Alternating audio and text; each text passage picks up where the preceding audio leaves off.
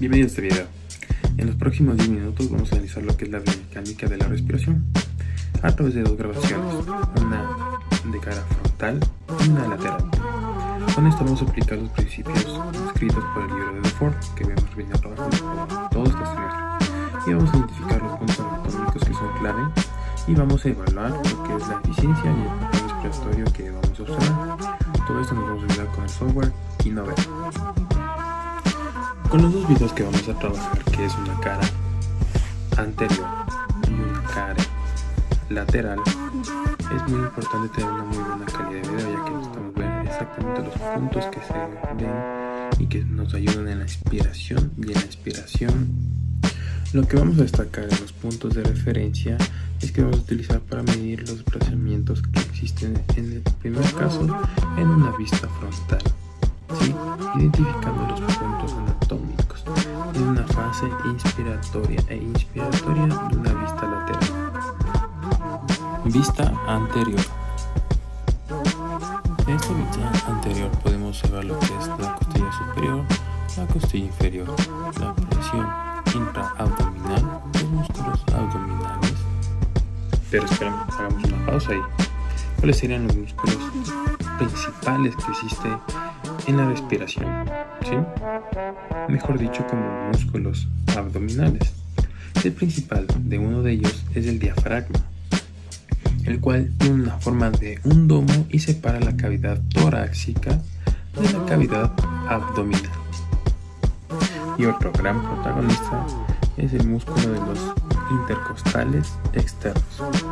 Son principales para la respiración, pero especialmente durante la inspiración, que en palabras no técnicas, no biomecánicamente, sería la inhalación, haciendo su contracción, elevando a las costillas y expandiendo a la caja torácica, y así nos ayuda a permitir a que los pulmones se puedan llenar de aire.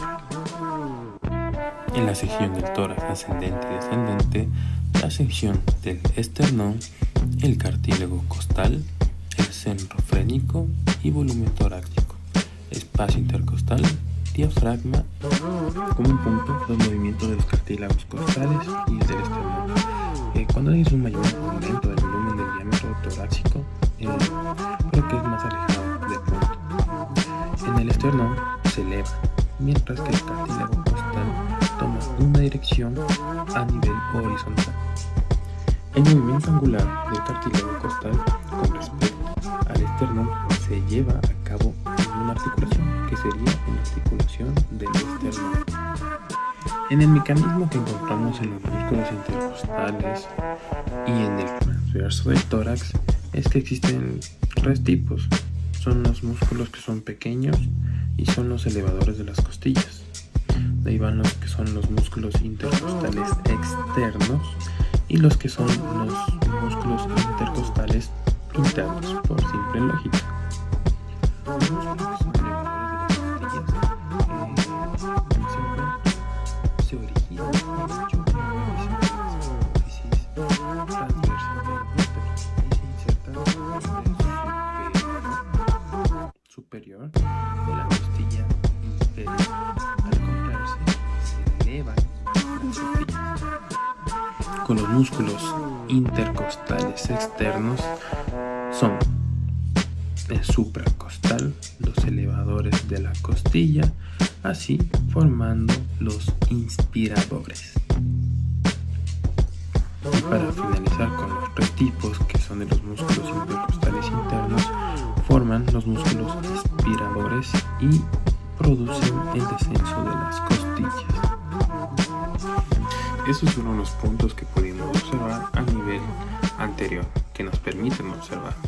A continuación vamos a ver lo que nos permite ver una vista lateral del cuerpo.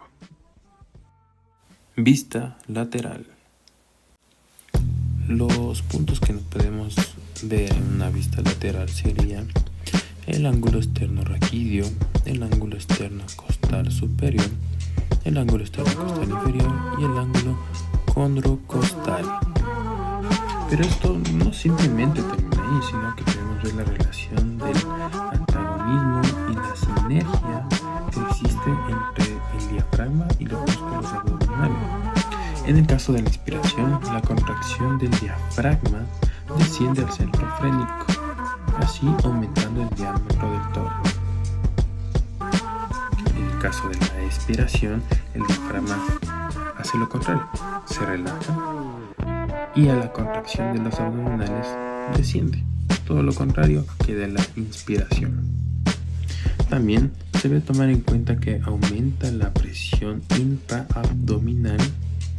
Los músculos se desplazan en la masa de las vísceras hacia arriba y hacen ascender al centro frénico, lo que disminuye que el diámetro vertical del tórax disminuye. Entonces eso quiere decir que los músculos abdominales son pues los antagonistas del diafragma. En otras palabras, sin palabras no tan técnicas, la inspiración, ¿qué pasa en la inspiración? La tensión del diafragma aumenta, mientras que el tono de los músculos abdominales decrece, o sea, disminuye. Y en el caso de la expiración, la tensión de los músculos abdominales aumenta, mientras que el tono del diafragma disminuye, lo contrario que la inspiración que les acaba de mencionar. Pero la circulación aérea en las vías respiratorias se representa mediante el experimento de Ponca, que nos da como resultado de que la presión atmosférica es mayor que la interna y una cantidad de aire que es del volumen igual al que entra. O sea, ahí existe un mecanismo de inspiración. Entonces, si la presión interior aumenta, el aire que se encuentra dentro será expulsado. Eso quiere decir que es un mecanismo de expiración. Y para esto debemos saber cuáles serían los volúmenes respiratorios. ¿Qué significa eso? Que es la cantidad de aire que entra durante las distintas fases de la respiración. Eso quiere decir algo muy simple, es que una respiración tranquila, el aire se moviliza entre la inspiración y una inspiración. Eso quiere decir que se ocupa un medio litro. En el caso de hay una respiración que sería una respiración prolongada. Esta respiración prolongada ingresa a los pulmones una cantidad que es adicional a lo normal. Entonces, esta, además del volumen que sería un volumen de respuesta a nivel de una reserva inspiratoria, ya no sería un medio litro, sino sería 1,5 litros adicional. Y la reserva inspiratoria y el volumen que se encuentra en la capacidad inspiratoria sería una cantidad de 2 litros.